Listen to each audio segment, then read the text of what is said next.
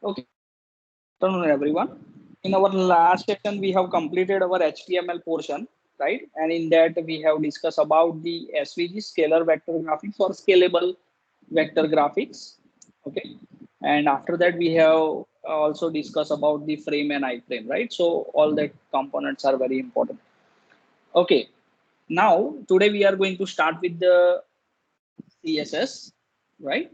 So as we have already discussed in our first session that HTML is for structuring and CSS is for styling. So the purpose is very much clear, right? We are going to now provide some styling to our structure, whatever we have designed with the use of HTML. So let's first of all start with the introduction that what is CSS, right? So CSS is stands for cascading style sheets, right? It is a simple styling language which allows attaching style to the HTML element. Okay, so whatever style you want to provide, so that you are going to provide for HTML elements. Now style sheets are templates. You can also create a templates very similar to templates in a desktop publishing applications. It contains the collection of rules. This is important, right? Some of the rules you have to follow that declare to various selectors or elements. Now onwards, whenever we call selectors or elements, then you can understand both are same. Okay.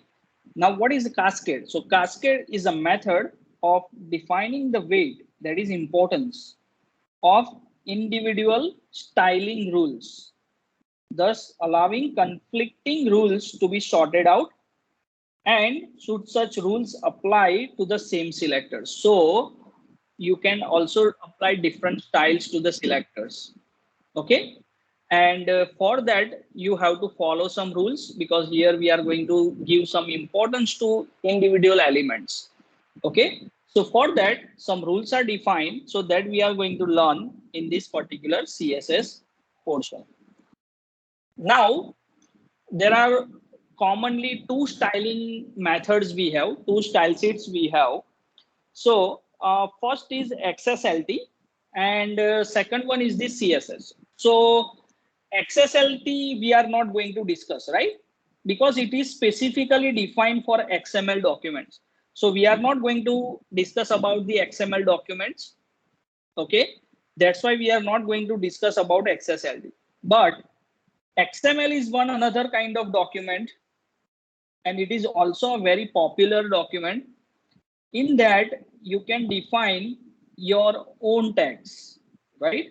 Your own tags. So here, suppose we are defining H1 tag. So this is a predefined. This is predefined, right? But suppose if I'm defining a book, so this is my own tag, right? So similarly, this is your HTML and this is your XML. So in XML, you can provide your own tags, right? And to give a style to the XML document, we have XSLT, right? Okay, the second way is CSS, right? So CSS is stands for cascading style sheets and it is for HTML, XML, or any web language, right? So it's a generalized styling. Okay, so here we are dealing with the HTML documents. So we are going to use CSS for styling. Okay, but these are the two common, you can say, style sheets in a web technologies, and both have a different purpose, right? But the task is same, right? Now, first of all, let's discuss the difference between HTML and CSS. So HTML stands for hypertext markup language. CSS is for cascading style sheets. HTML specifies web page element like table, paragraphs, and CSS determines an element like or attributes like size, colors, and each and everything. HTML is used to identify the content of a web page. So here we are going to discuss about the content specifically. But in CSS, it is used to specify the presentation of the content, how your content is going to be presented, right? HTML is defining for the web page structure, whereas CSS is used for styling and formatting the structure content of the web pages. So here, these are the differences between HTML and CSS that you should understand, right? Now,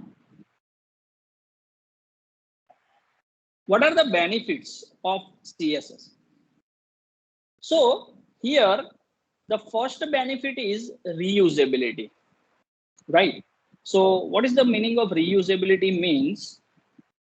Suppose I have created one CSS file, so I can use this file in any of the document or all of the document, right? So that is the purpose of CSS, reusability concept, right? And second is easy maintenance, right? So if any changes are required on any web page or document, then changes can be simply made in a CSS file. So this is our CSS file and this is our HTML files, right? So if I want to make change in this particular style, then I just need to touch CSS portion only, right? I don't need to go for the individual HTML page, okay? Where all elements in web pages or document will be updated automatically. Download content faster. That is another very much important, you can say, advantage of the CSS. Like it requires very less code and controls the order of elements. So the content can be downloaded before images, right? So whatever contents are going to display with the use of CSS, that are going to display faster, right? That's why they are, you can say, provided now SVG and all that new functionality, right? Because if any shape you want to define, if anything, any design you want to load on your web page, right? So you are going to use Flash and each and everything. So for that, it requires particular memory and bandwidth, high bandwidth to get downloaded, right? But with the use of SVG and all that, that particular thing can be easy. Next is a platform independent. So the scripts are platform independent and support all the latest browsers, right? And the data integrity. So it also provides the integrity of the data. So these are the some advantages of particular CSS, right? Now, let's first of all discuss what are the new features are added in CSS. And then we will start with the basic syntax and how you can create CSS files, right? So here, these are the particular features are added in a CSS 3. So right now we are dealing with the CSS 3. Okay, before it's a CSS 1, CSS 2. So I hope you know the meaning of versioning, right? Okay, so CSS 2 contains the things. CSS 3 also contains the things whatever are in CSS 2, but these are the new extra features added in that, and they have come up with the new version, that is CSS 3. So we have a new selectors, shadows effects, rounded corners, gradients you can create, right? In that different gradient algorithms are there, so that also are possible. For the backgrounds, now we have opacity, right? So if you want to provide the transparency, opacity means the transparency, right? So then also it is possible now Transitions are there. Transitions like when you hover, when you focus on the element, right? So at that time, what you want to provide, what kind of styling you want to, smooth styling, fade, that kind of transitions are there. Transformations are there. Suppose if you want to rotate, scale, skew, translate, right? Any object. So that can be possible now. The base part is the animation, right? So without using Flash, you can animate your objects. Okay. So you can see these are the very very good effects they have provided. Like you are all creating these effects in a Flash or Photoshops, right? So, but right now CSS is providing all this inbuilt, right? So you can just use it. Next, we have a multi-column layout, right? So you can create a column layouts. So you don't need a table now. Okay. Flexbox is another very much important thing, right? It is used to build one dimension layouts. Okay. And then you can give a specific styles to the flex. Grids you can create, right? Grids are for the 2 dimension. Okay. So these are the new features we have. Add font face. So you can see that there are lots of font families available, right? Different types of fonts available. So you can create a font with the use of font face. And add media. So we have already discussed about the media. Okay. So it's a condition based CSS to create, right? So we are providing media whenever we are going for the particular picture tag, right? Then in that we have defined the media attribute, if you have remember, right? So it's a condition based wherever you require, you can just go for the media tag. Okay. So these are the important and very useful, you can say, attributes, new features we have with the CSS3, right? So it makes our task very easy.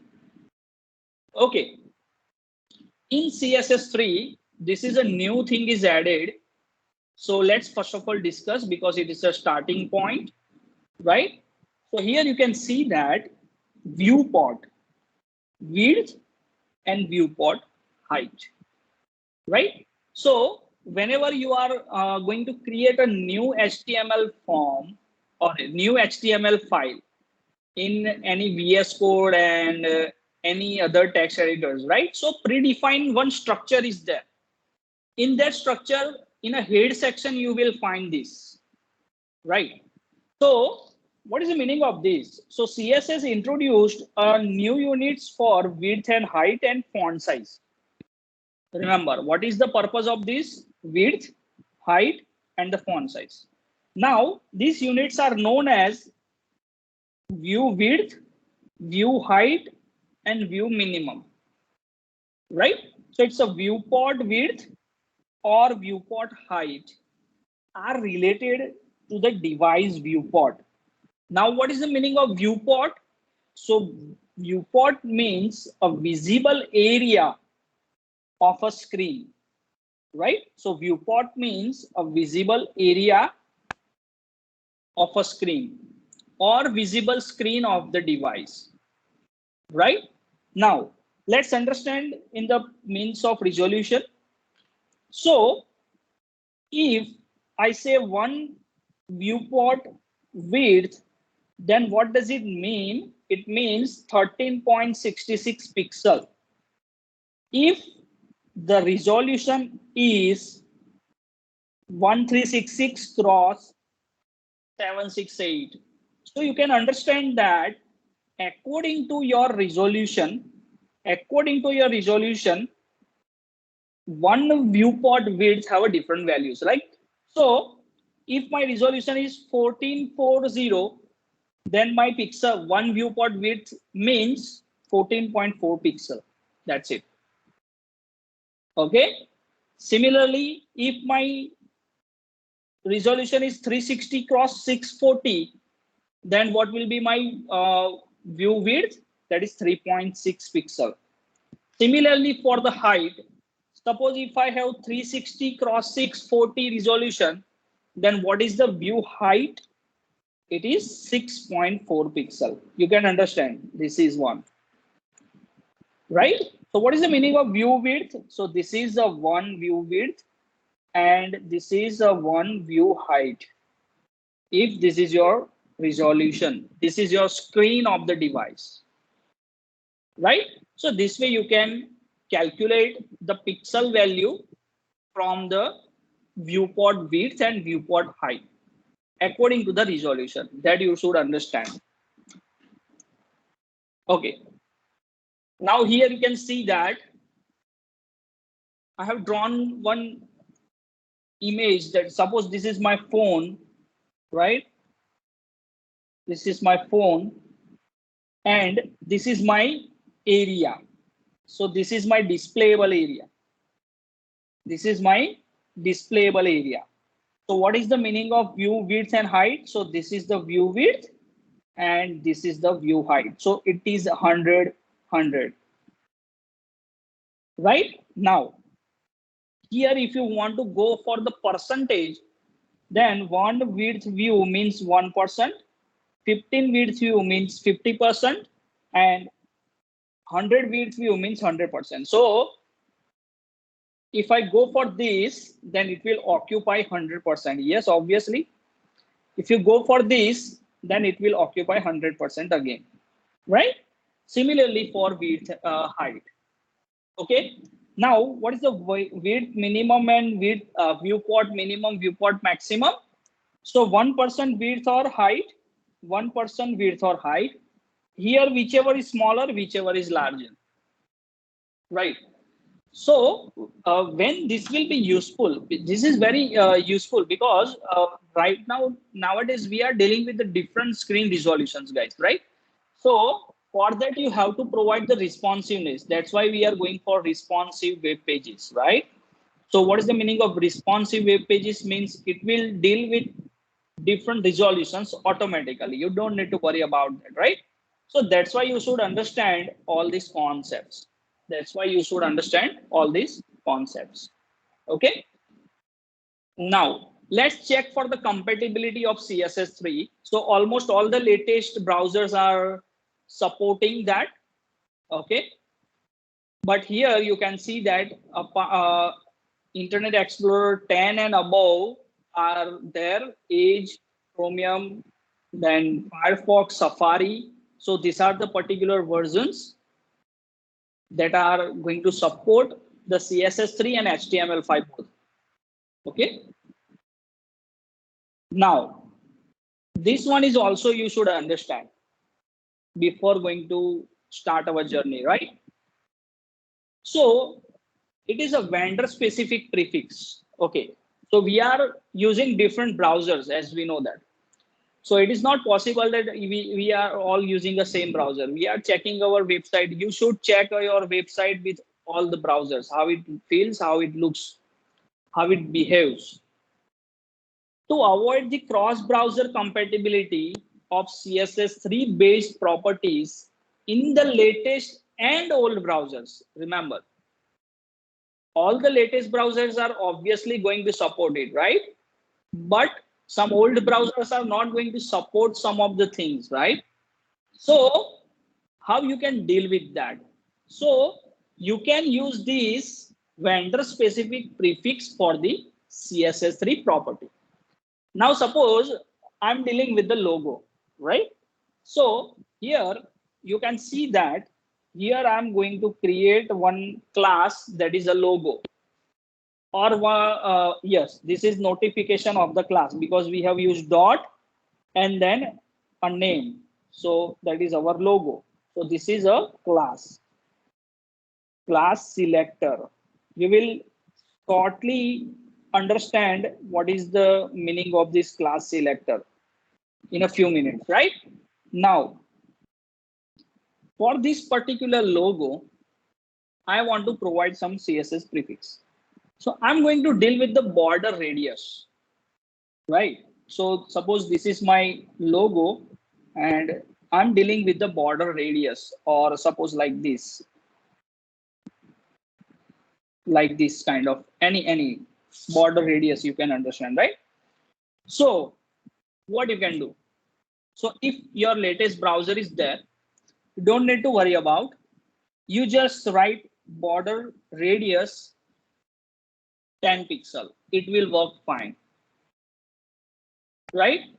Suppose it will not behave properly in a Chromium, Firefox or Safari, then what you can do, you can put a prefix. So which prefix you can put? Dash WebKit dash the property name, right? So here are the prefix. These are the prefix, right? These are the prefix. Prefix are vendor specific. So for Chromium, Firefox and Safari, if latest browsers are not supporting it, then you can just go for the WebKit. If older Firefox, I am using the Firefox, I am running my CSS script, it is not working properly, then I can add a prefix like dash Moz, that is for Mozilla, and then I can dash put the, that is prefix. Similarly, if Internet Explorer 9 or above, I can just put Microsoft dash MS, and for Opera 11 and above browser, I can just put dash O, right? So these are some requirements whenever your CSS script is not behaving properly. Okay, so because border radius is a new property added in CSS3, right? So it is a latest one, but it should provide the cross compatibility of the browsers. So that's why you just need to remember these points whenever, because whenever you are not getting your desired output, then you have to find the solutions. So I am making aware you all before you get into the trouble, right? So these particular points you can understand. That's it, guys. Okay, now let's start our journey. So this was about the, we discussed the new features and cross browser compatibility issues. Okay. And we have also discussed the particular screen resolutions, right? So what is the viewable area? Okay. Now let's jump onto the our original task. Let's start CSS, right? So what is the general form of rule? Okay, so how you can define the CSS? So first of all, you have to define the selector. You have to define the selector. So I can write selector. Then I just put the brackets. I just need to provide property colon. Remember, this is colon and value. So you can provide as many properties as you want. It is not limited, right? But whatever property you are providing, that will be specific to this selector only. That will be specific to this selector only, right? So below I have put all this stuff. What is the property? Property is the CSS element you wish to manipulate, and value is the specific value for the property, right? So this particular thing now onwards you have to put in your mind.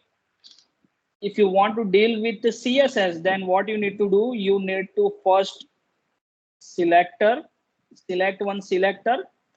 In between curly brackets, you have to define the property and value. Okay. Now, here I have put some points regarding understanding style rules. Okay. So when you define a property, then it is assigned to the selector for manipulating its styles.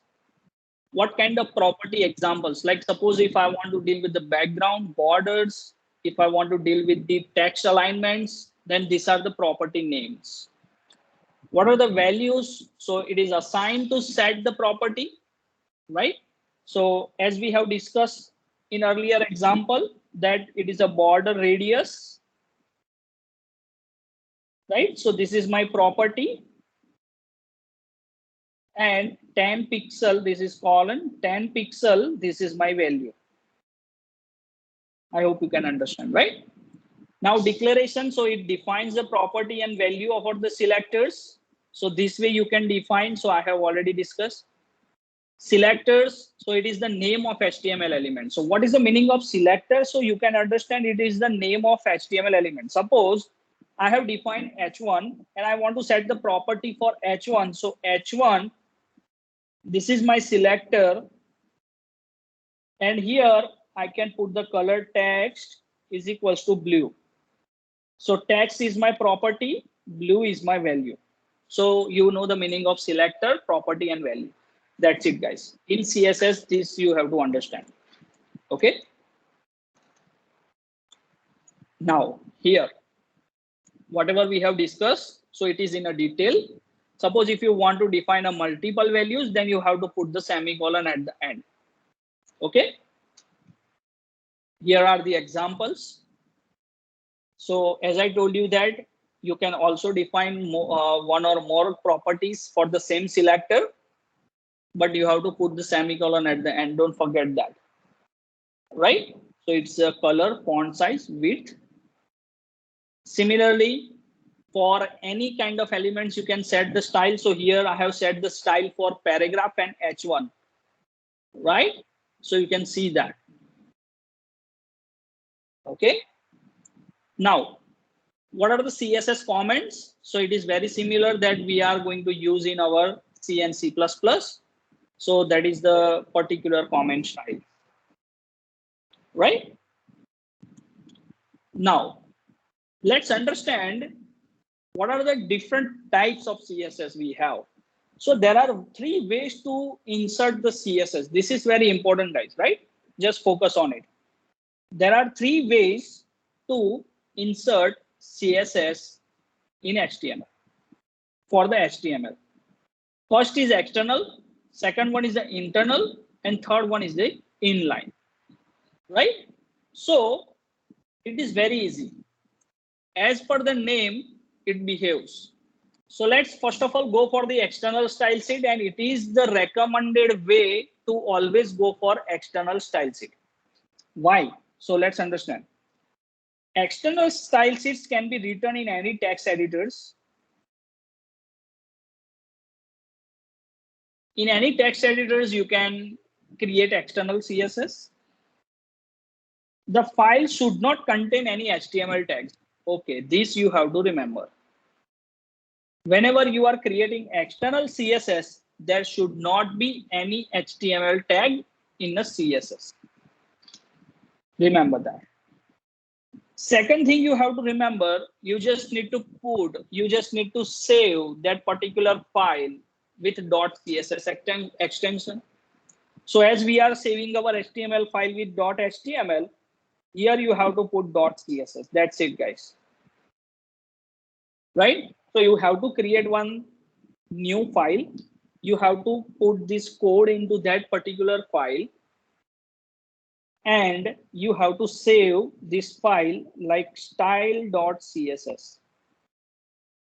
Style.css. So this is the external CSS file. Now, what is the benefit? What are the benefits of external CSS?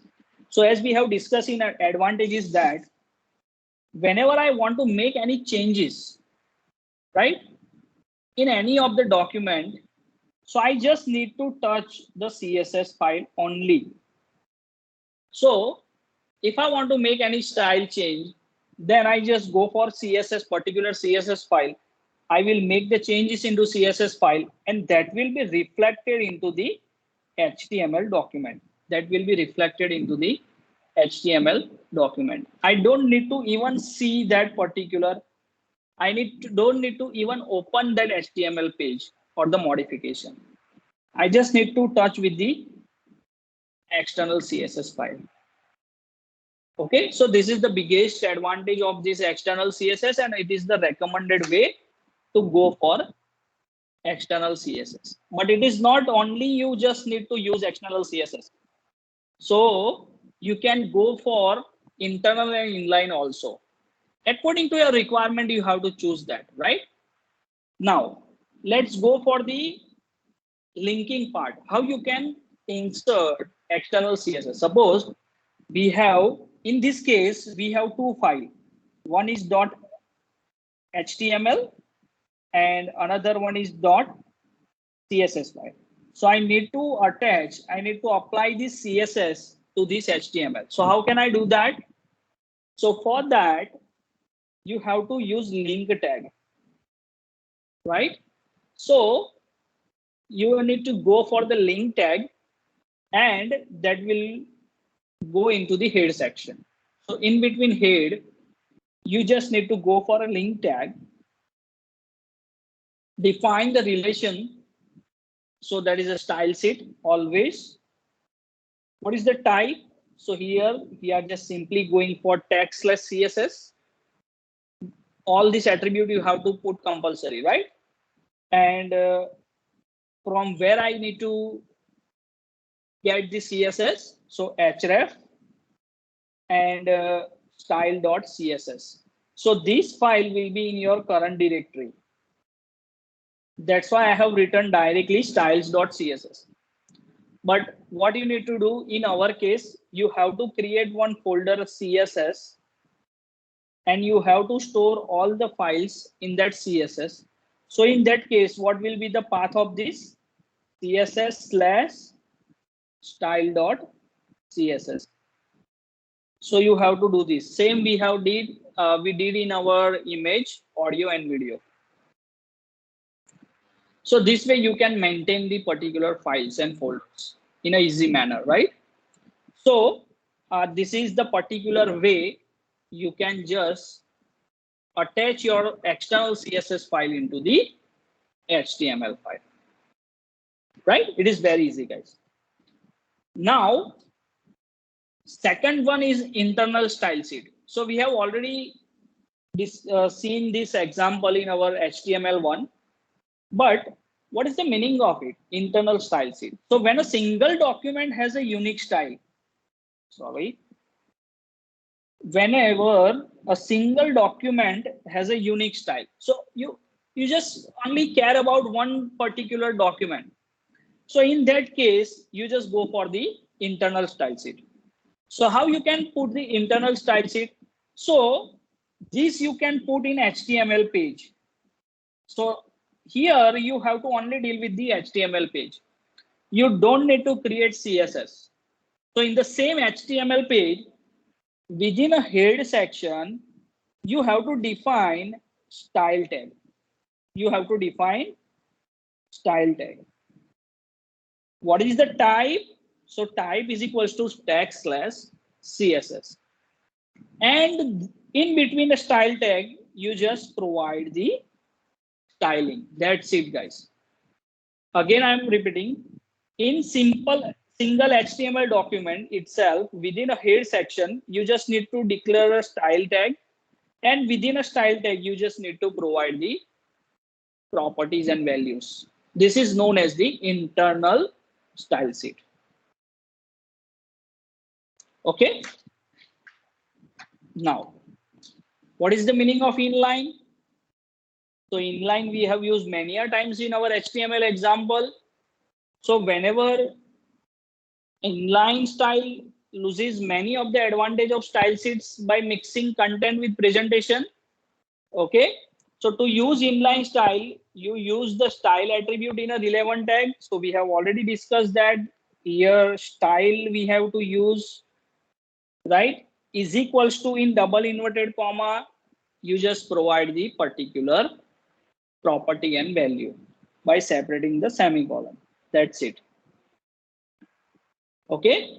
So this is also one another way. So these are the three possible ways to attach your CSS styling to the HTML document. First is external, internal, and the inline attributes.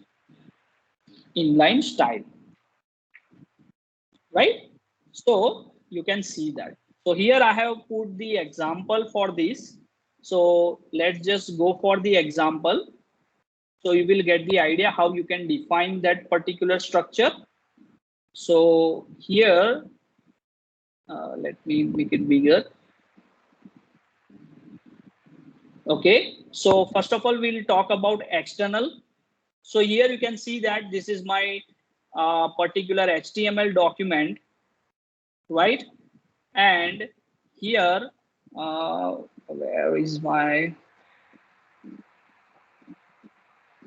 so this way you have to create one CSS folders separately, and you have to put all the CSS files into these CSS folders, right?